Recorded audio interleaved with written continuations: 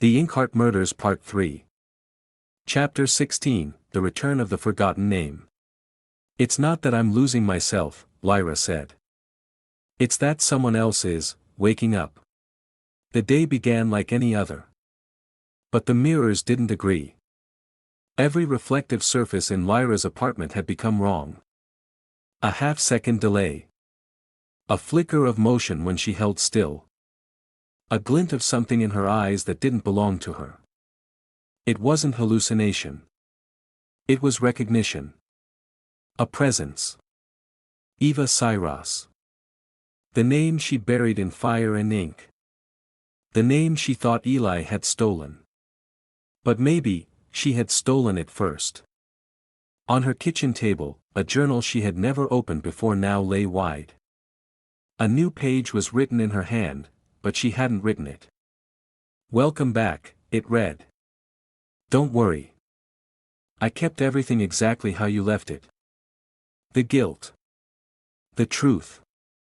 The ending you never finished. You don't have to run anymore, Eva.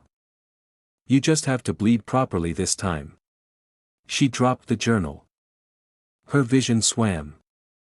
There was a sound now, subtle but insistent. Typing. Not from a machine. From her mind. Like a rhythm. Like her thoughts were being recorded. She ran the tap. Splashed cold water on her face. The mirror fogged. Then, through the mist, a sentence appeared, written from behind the glass. I never left the fire. You did. She screamed, smashing the mirror with her elbow. It cracked, once, twice. And then shattered cleanly, like glass meant to break at that moment. Hale arrived 20 minutes later. She let him in without a word. He surveyed the damage. The glass. The ink stains now bleeding from under the bathroom door. He held up a plastic evidence bag. Inside, a photo. One the lab had recovered from the burned safe in the university archives. It showed Eva Cyrus standing in front of a wall covered in manuscript pages. Most of them were crossed out. But one wasn't. It read. Ending option number 3, the narrator dies, but the story lives. Below that, a scrawled annotation in another hand. This is the one I chose. Where did you get this? She asked. Found it this morning, Hale said. Filed under your name.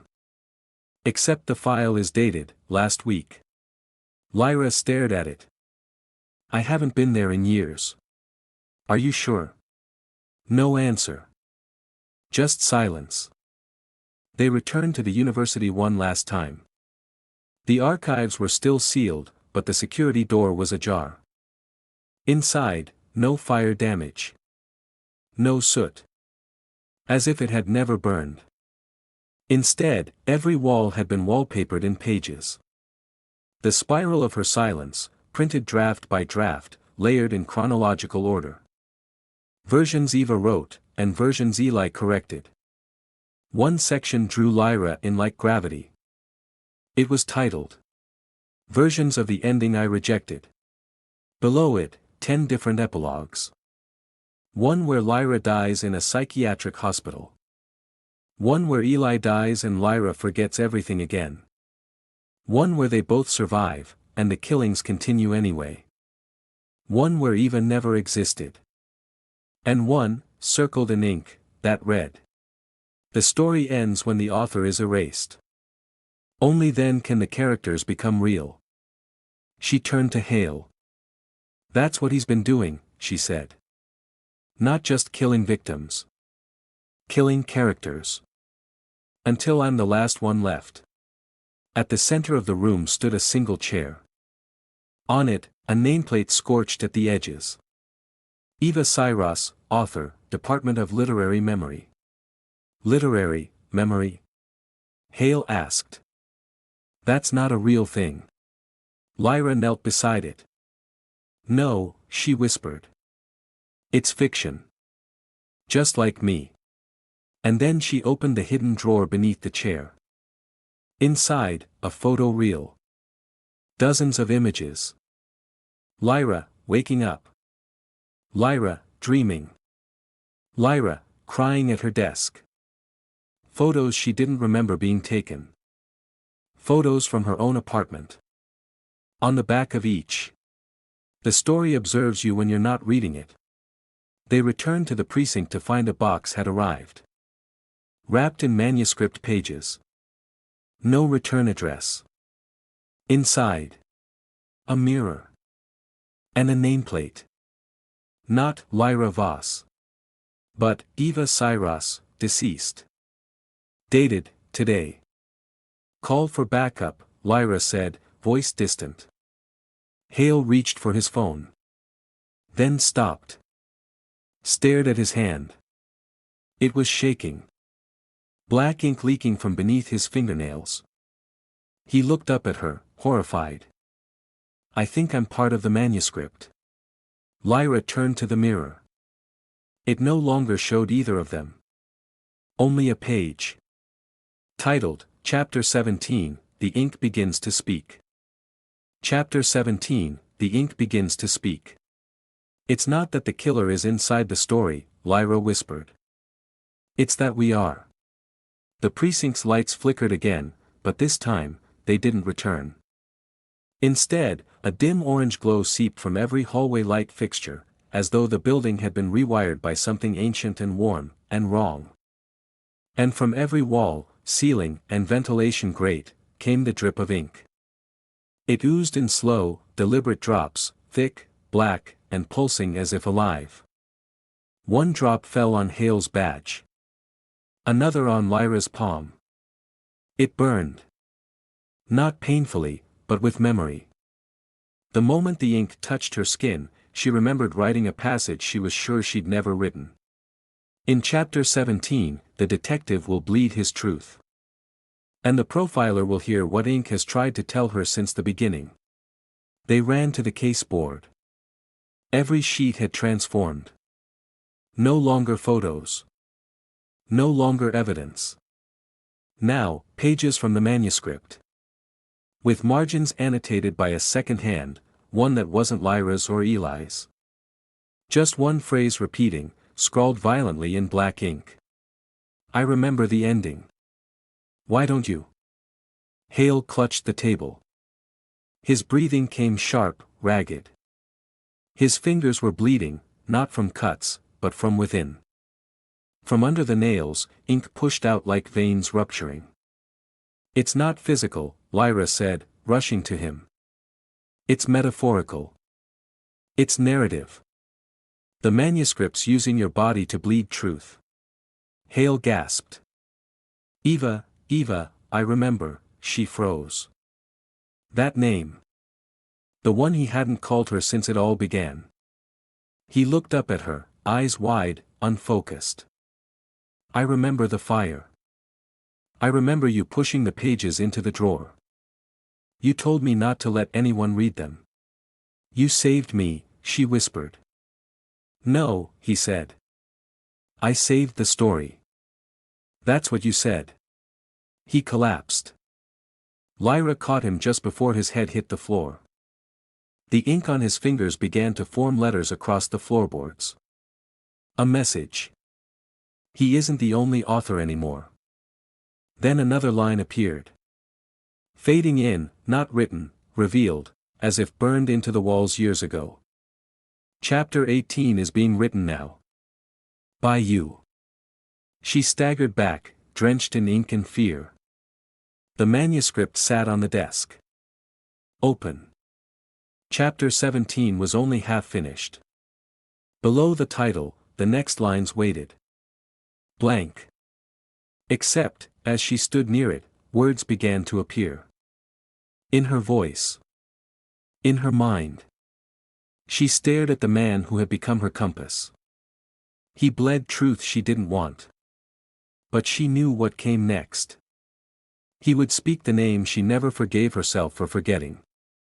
The name Eli never wanted to hear again. The name that killed him before the fire did.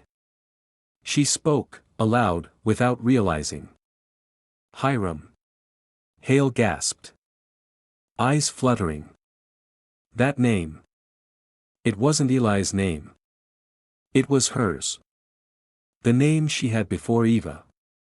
The name she never told anyone. The name buried in Draft 0. The building trembled. Files fell from shelves. Computers rebooted with static. And the projector, one no one had turned on, lit up the far wall. A slideshow began. Slide 1, a photo of Lyra, 9 years old, with her mother's name blurred out. Slide 2, a manuscript page titled Chapter 1, The Lie the Author Loved. Slide 3, Eli and Hiram. Together. Younger. Smiling. Slide 4, a funeral. A closed casket. A nameplate scratched out. Slide 5, a title card. Chapter 18, The End Writes First. And then, one final message filled the screen. You forgot who started the fire. But the manuscript didn't. Lyra backed away slowly. She looked down at the ink crawling up her arms. The spiral wasn't just tightening. It was turning inside out. Becoming her. And Hale, on the floor beside her, whispered with glassy eyes. Asterisk, we never survived the fire, Eva. We just became fiction that kept breathing. Asterisk. Chapter 18, The End Writes First. The first draft was never about solving the crime, Lyra said. It was about making sure it never ended. The projector cut to black. Silence gripped the room. Hale lay unconscious, his hands stained with drying ink, his pulse slow but steady. The forensics team had been locked out. Their radios scrambled.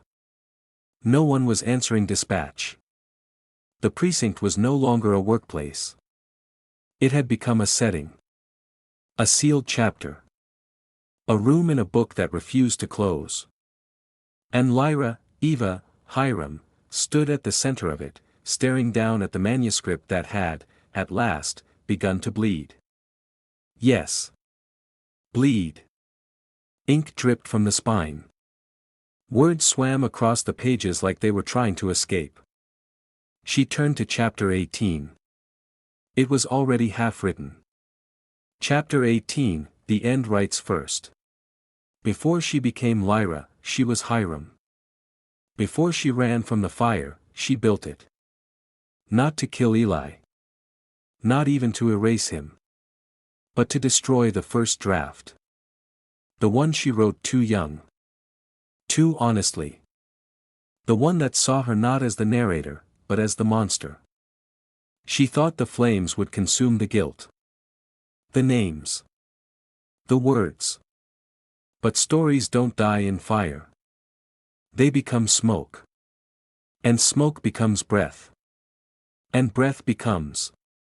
The next line hadn't appeared yet. Because it had to be spoken aloud. She realized that now. That was how the manuscript worked. How Eli had always made it work. Call and response. Narration and obedience. She reached into her coat and pulled out the oldest piece of evidence they had, a half-burned flash drive, recovered weeks ago from the hidden vault in the university's restricted archive. She'd ignored it. Dismissed it as corrupted data. But now. Now she remembered. The first draft of the spiral of her silence wasn't written on paper. It was spoken. Dictated. She loaded the flash drive into the precinct's aging audio terminal. No security clearance needed. It began playing instantly. A boy's voice. Eager. Awkward. This is Eli Wren. This is Draft 0. Version H. She doesn't like being called Hiram anymore. She says it makes her sound like a villain.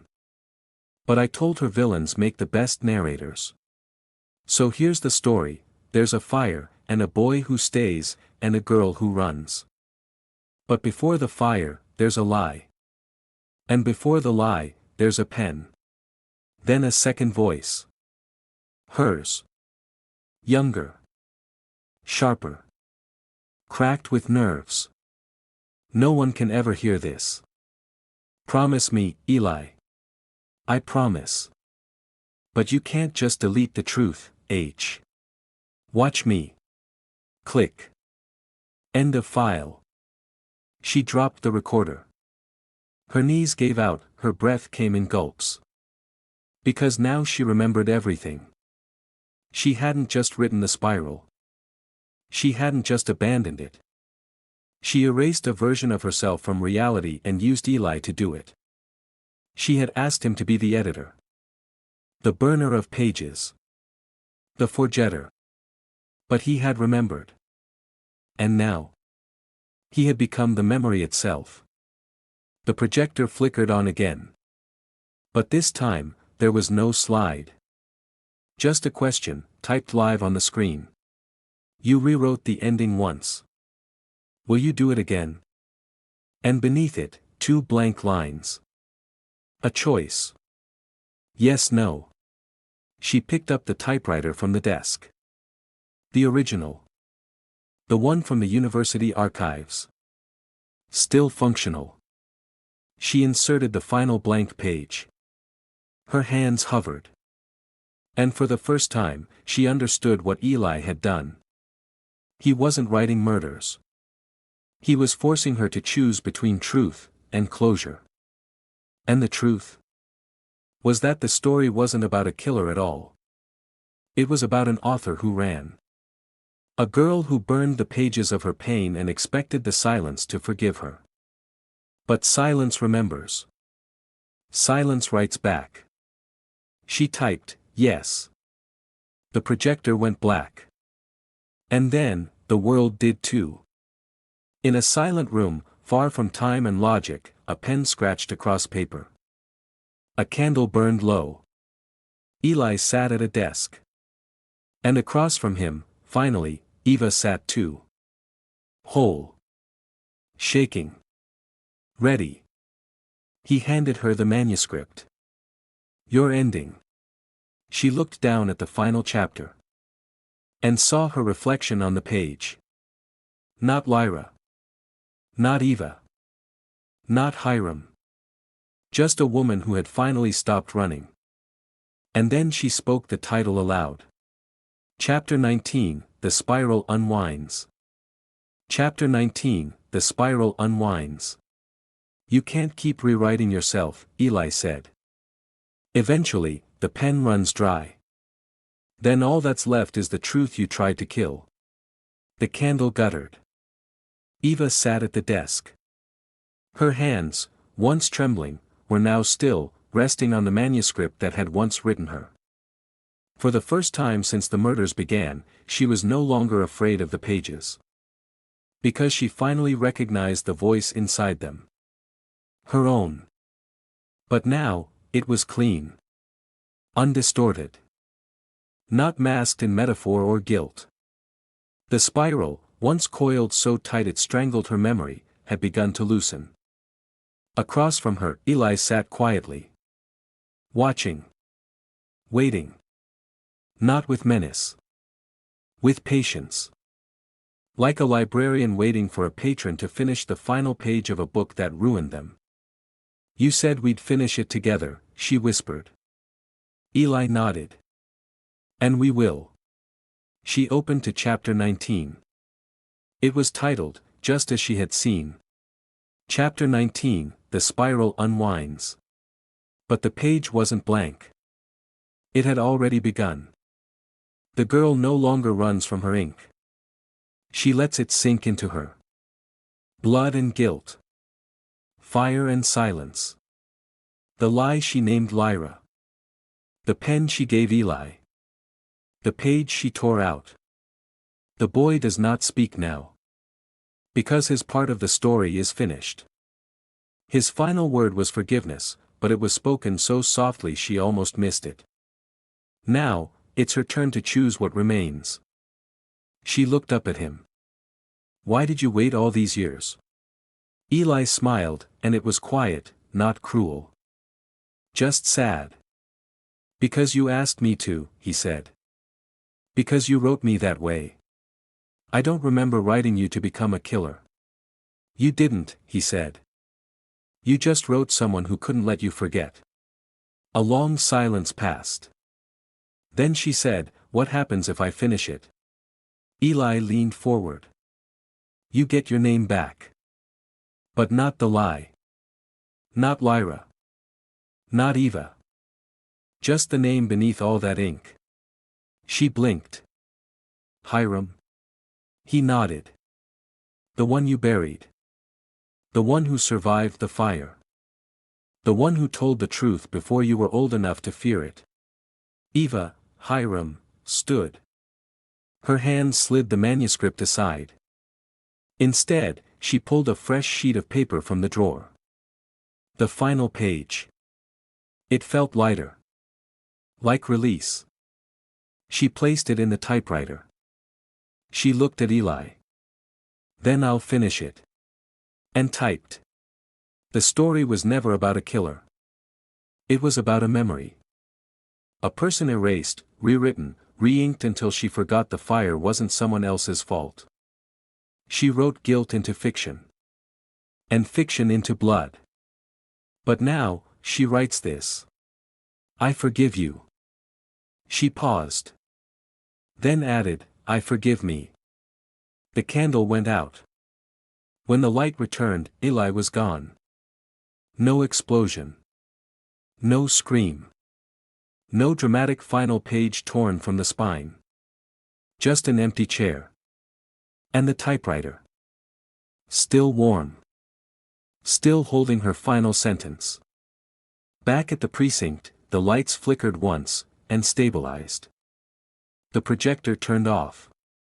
All the ink on the walls dried. Caked. Harmless. Every journal page returned to normal. Names untwisted. Facts restored. And on the main board, next to all the victims, one name had been added. Eli Wren, deceased. Cause, narrative completion. Captain Maddox entered, paused, and looked at Hale. You find her? Hale smiled. She found herself. In a quiet apartment on the east side of the city, Hiram sat at her desk. No aliases. No borrowed names. No spiral.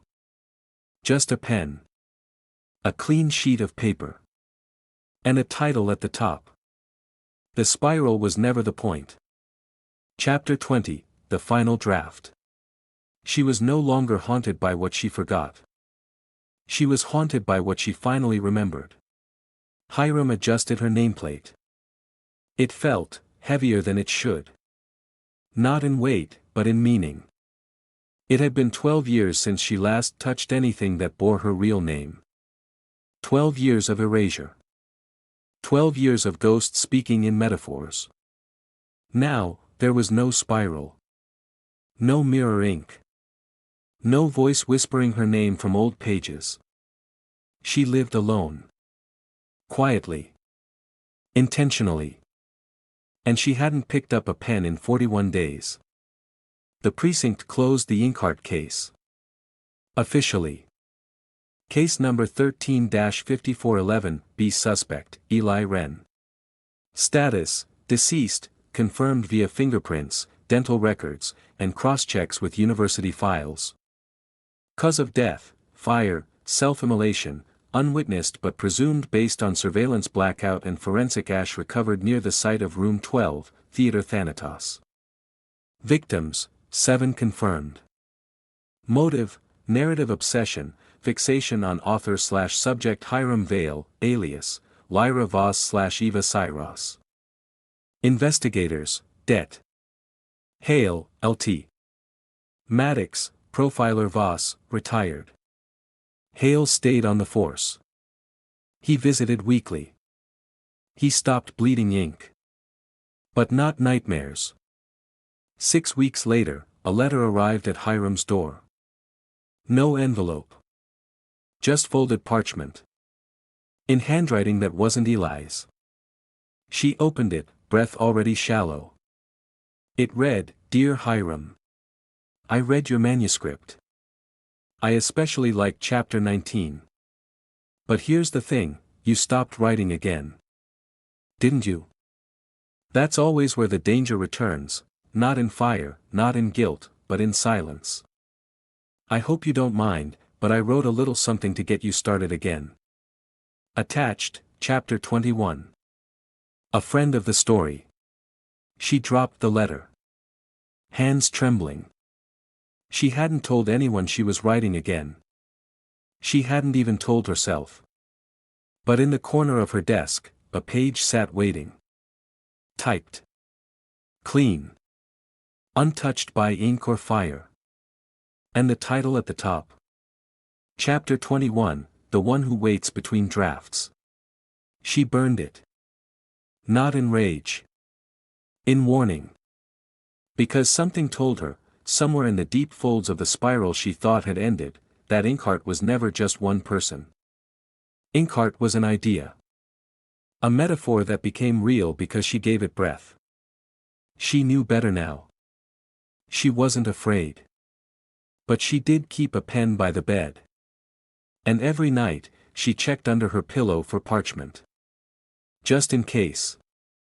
1 week later, at the back shelf of an old used bookstore downtown, a clerk rearranged inventory. A thin manuscript had been filed incorrectly in the true crime section. The cover was jet black. The title was pressed in silver, The Spiral of Her Silence. And inside the front cover, a handwritten note.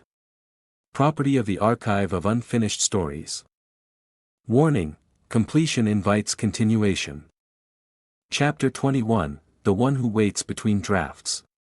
You thought the story ended when the author put down the pen. But stories like this don't close. They pause, until someone else picks them up. The used bookstore was one of those places you only found when you weren't looking for it. Wedged between a bail bonds office and a taxidermy shop. No website. No reviews. Just a tarnished brass plate over the door, the Marginalia Archive. Inside, it was dust and silence and books whose titles hadn't been spoken aloud in decades. The clerk was young. New.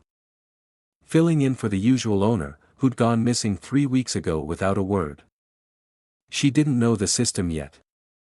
Just followed her instinct. So when she found the black-covered manuscript in the true crime section, she hesitated. It had no barcode. No ISBN. Just a faint, scorched imprint on the spine.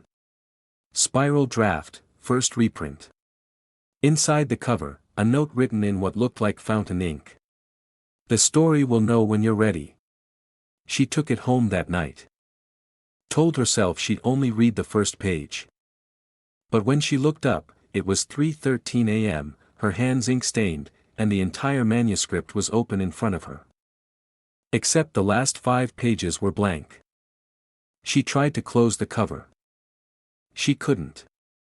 It resisted like muscle. She tried to look away. She couldn't. Because now, it was writing her. Chapter 1, The Girl Who Found the Book. She thought she was the reader. But she was the next draft. The next vessel. The next spiral. Meanwhile, in another part of the city, Hiram awoke from a dream of fire. No smoke. No heat. Just silence. But when she opened her notebook, the one she swore she had locked away, she saw handwriting that wasn't hers. The archive never closes. It just chooses new authors. And beneath it. Chapter 22, When the Spiral Breathes Again. Hale called her minutes later. He couldn't sleep either. He'd seen something in a dream. Something small. A black book on his bedside table. He didn't own one. When he looked, it was there. Blank inside. Except for one page.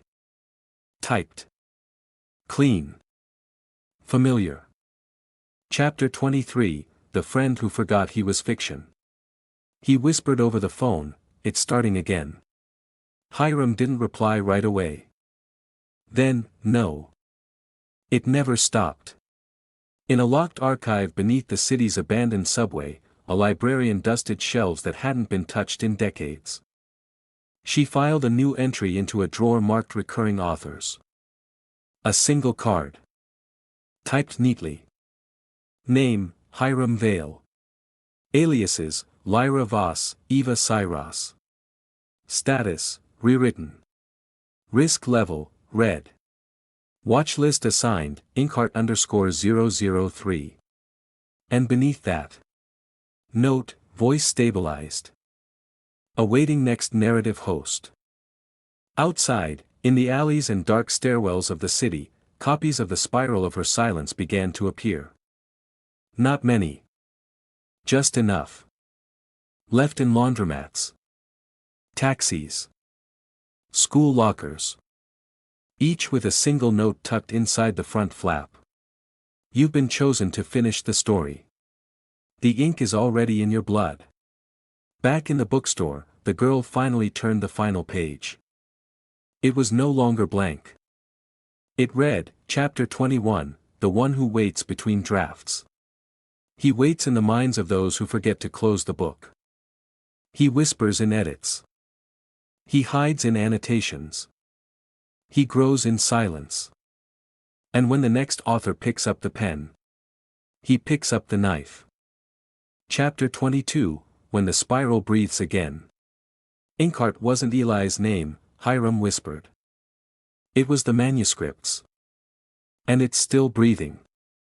The first report came from a university creative writing class. A student found dead at her desk, a pen driven through her throat. Next to her, a manuscript titled The Spiral of Her Silence, open to a chapter titled The Girl Who Tried to Rewrite the Ending. No fingerprints. No forced entry. The only thing out of place. The victim's eyes had been blacked out with ink. 2 days later, a subway conductor reported seeing pages blowing across the tracks at 3 a.m., hundreds of them, forming a spiral pattern that pulsed under the emergency lights. By the time police arrived, the pages were gone.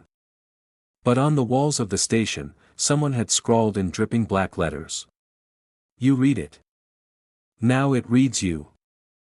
Hiram read the headlines in silence. Hale sat beside her, exhausted, sleepless, drinking cold coffee as if it could drown what they already knew. This wasn't residual violence. This was the manuscript replicating itself. Spiraling. Searching. Infecting, Hiram said softly.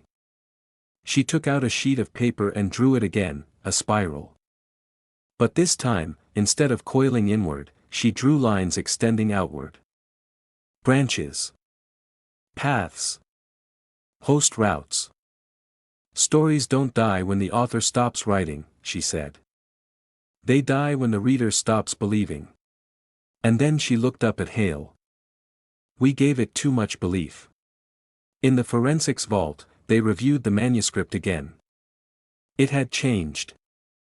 Literally. The physical object had grown longer, 22 chapters now, not 20. And between every chapter, new interludes had appeared. Unnamed. Untitled. But disturbingly, personal. One interlude showed a moment from Hale's life no one should have known, a fight with his brother from 20 years ago. Another described a recurring dream Hiram had never told anyone about, waking in a coffin full of books, all titled Me. She turned the last page. A single line had been added.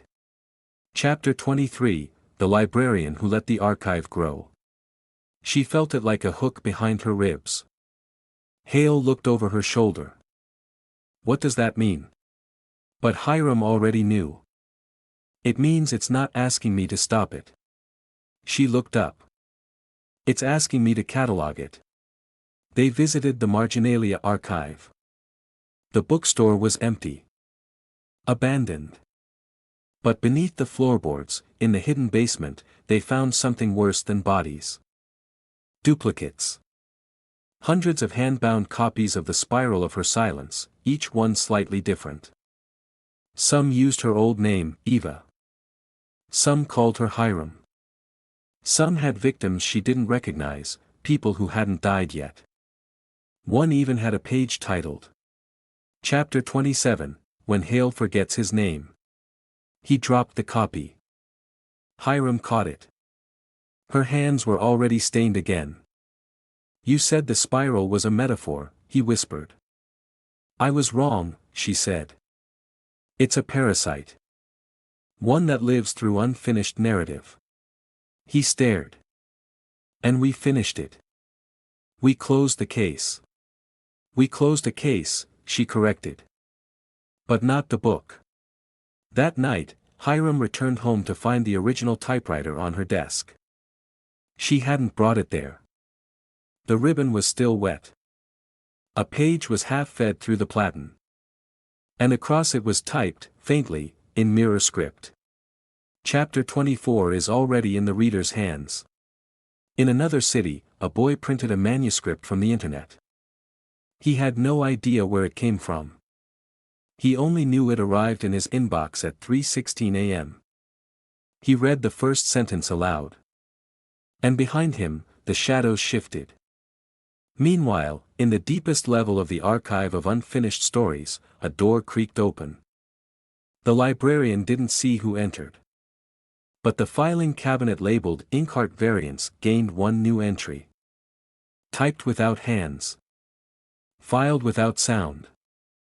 And labeled, Chapter 22, When the Spiral Breathes Again.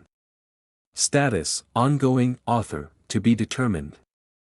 Chapter 23, The Librarian Who Let the Archive Grow. Some books are read. Some books read back. But a few, rewrite the reader while they turn the page. There was no record of the place. No address. No photos. No tax ID. The archive of unfinished stories wasn't a building, it was a rumor. Something whispered by writers who vanished, professors who went mad, and librarians who kept locked drawers of things they couldn't explain. But Hiram knew how to find it. Because she remembered it now. She remembered being taken there once, as a student. The day after she wrote the original Spiral of Her Silence. Back when her name still belonged to her. Back when Eli was still just a boy with a bad haircut and a better mind. The entrance was buried under an abandoned university library annex. No signage. No lights. Just a wrought iron gate behind a false wall of Latin poetry, and a cold staircase that descended for 13 floors, no more, no less. The walls were carved with quotes. Some familiar. Some impossible. The unfinished always finish you. The author must enter last. Stories are not mirrors, they are mouths. Ink remembers. At the bottom, a door made of bone-colored wood. A single brass plaque, Curator on Duty. Hiram knocked once. It opened without touch. The librarian stood behind a stone desk in a reading room lit by oil lamps and old sorrow. She was thin, ageless, dressed in a robe that looked sewn from margins and discarded chapter headings. Her voice didn't rise. It arrived. You came to file the spiral, she said. But it has already filed you. Hale bristled. What is this place? The librarian smiled gently. This is where stories go when their endings are feared. Where plots grow roots. Where characters find second lives. She turned to Hiram. Your story was read too deeply. Too honestly. That's why it spread. Hiram stepped forward. Eli, Inkheart, was just a vector. Correct, the librarian said. An early host. But not the first. Not the last. She gestured to a shelf. Every book had a single title. The Spiral of Her Silence. But each one was different. Some had illustrations, ink-stained woodcuts of figures with no faces. Others had notes in the margins from authors who had begged their stories to stop. One was chained shut. Another was bleeding slowly from the spine. Hiram's voice broke. "Why me?" The librarian tilted her head. "You wrote truth in a world that fears it. You didn't write horror. You wrote remembrance. And remembrance spreads faster than myth." She reached beneath the desk and pulled out a file. On it, Hiram Vale, Inkheart variant host number 13. Incident, draft infection. Outcome, partial spiral completion / survivor / suppressed host guilt, high. Active residue, yes. She handed it to Hiram. And beneath the folder, a black quill. "Your pen," the librarian said. "Or the spirals. You choose." Hiram stepped back. "I didn't come to write," she said. "I came to end it." The librarian's smile thinned. "Then you must bind it. Not destroy. Stories cannot die. But they can be contained." She opened a drawer. Inside, a small coffin-shaped book box. Empty. Lined in velvet. Waiting. One final chapter. No edits. No second printings. No digital copies. Just the truth, carved cleanly, into memory. Hiram took the box. She nodded once. And for the first time since Eli's voice vanished into smoke. She didn't feel hunted. She felt ready. As they turned to go, the librarian added, almost casually. "When you're finished, return the manuscript here."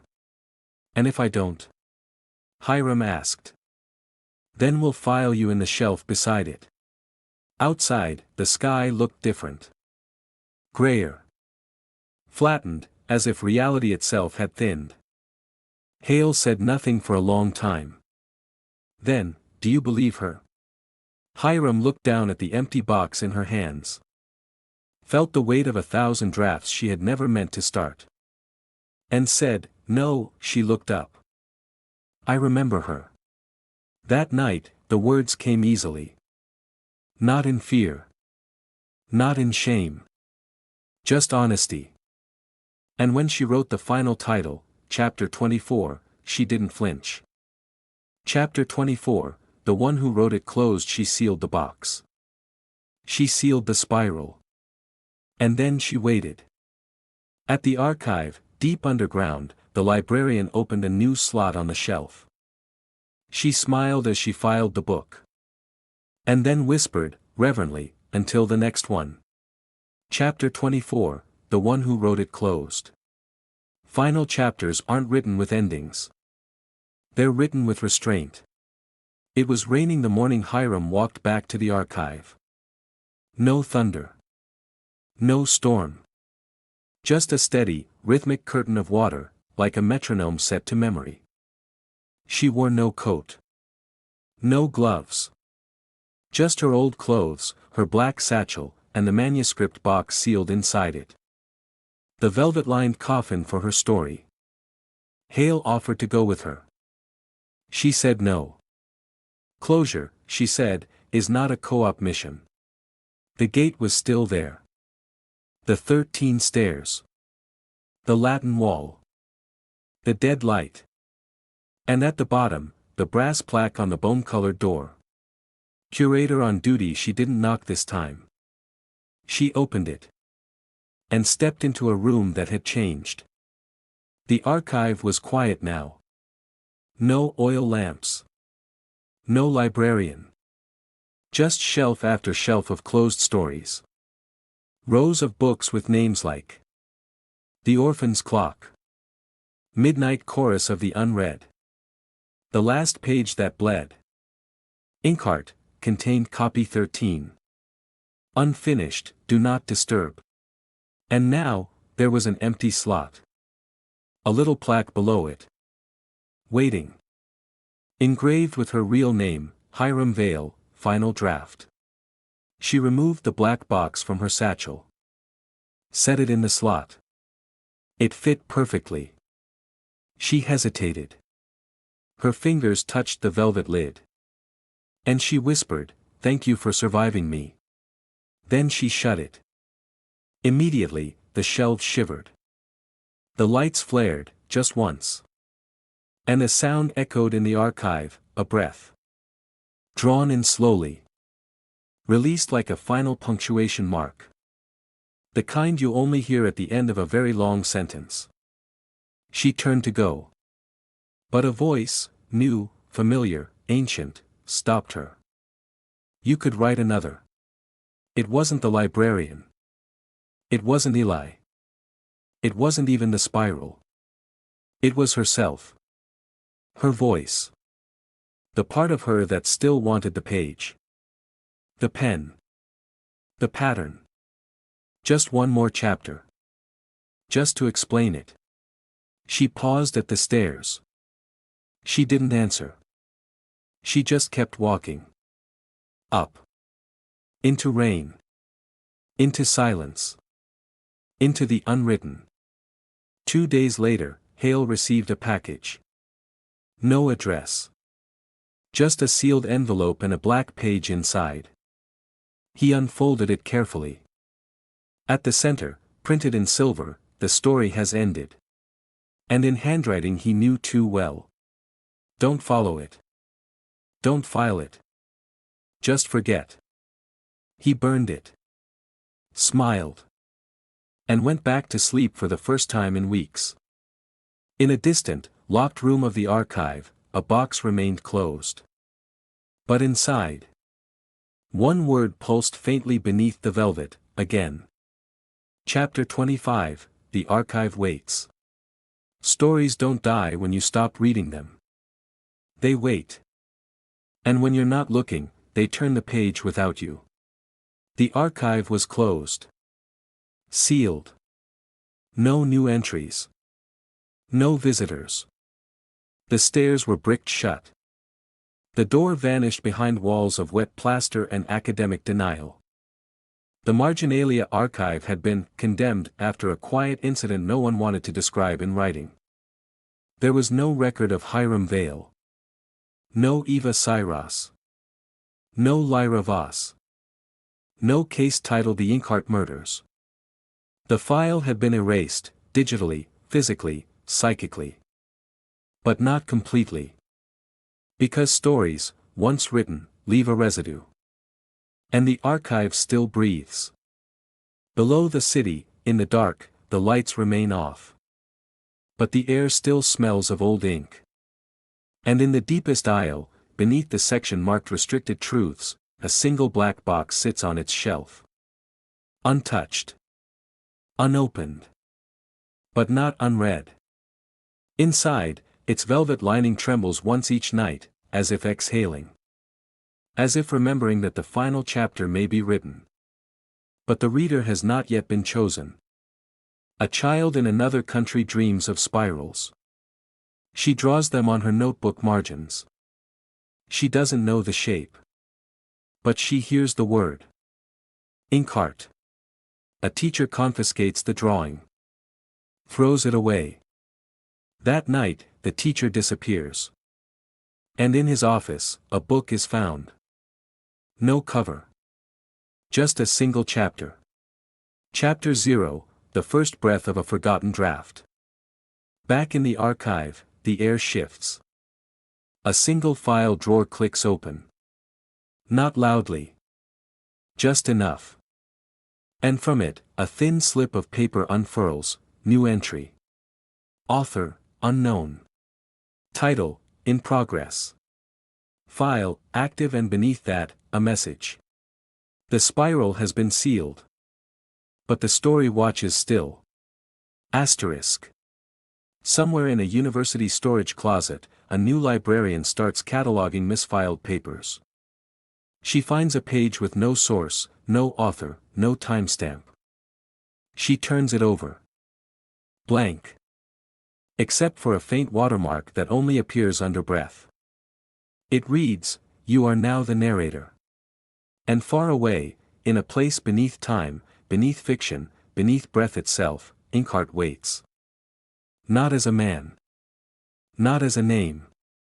But as a question. A shape. A hunger for remembrance. A promise that unfinished stories never sleep. Only shelve themselves, until you're ready to turn the page. The case may be closed for now, but mysteries always leave behind new questions. If you enjoyed this investigation, leave a like. Every clue you find keeps the trail alive.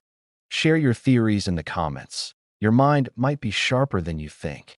And subscribe to our channel Detective Mystery Stories, where every case hides a deeper secret, and every secret deserves to be uncovered.